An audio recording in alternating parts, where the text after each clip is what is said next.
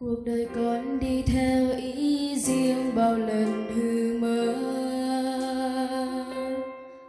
mà đâu biết nước mắt Chúa rơi, bởi vì con chạy theo bao hư danh cao sáng nào và lao theo con mê.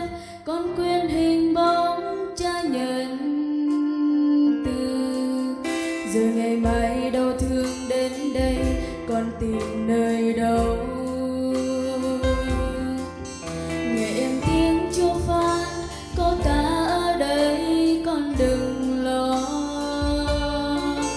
Tình yêu Cha luôn luôn theo con trọn đời, quyền năng Cha ban cho ai tín nơi Ngài. Lạy Giêsu yêu thương, con đây luôn cần Cha yêu.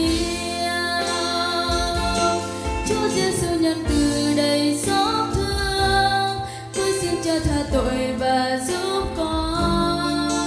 Trên đời gỗ tha xương, Giêsu chịu chết cho con một lần và mãi mãi. Nhớ khi trong cuộc đời đầy bất an, con thấy Cha luôn hàng ngày ở bên. Thật hạnh phúc Giêsu yêu con mãi không phôi phai.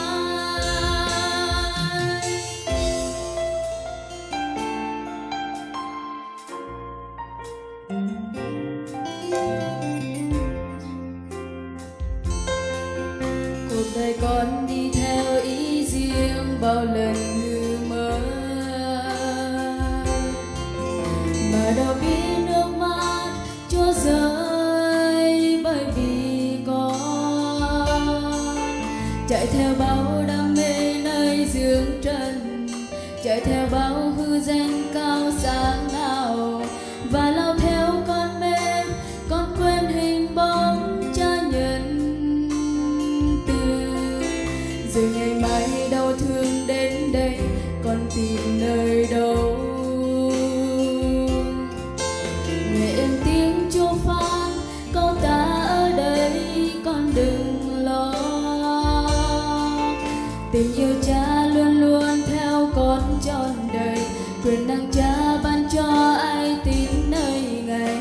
Lạy Giêsu yêu thương, con đây luôn cần Cha yêu. Chúa Giêsu nhân từ đầy xót thương, con xin Cha tha tội và giúp con. Trên đời gỗ tha xương, Giêsu chịu chết cho con một lần và mãi mãi. Nhớ khi trong cuộc đời đầy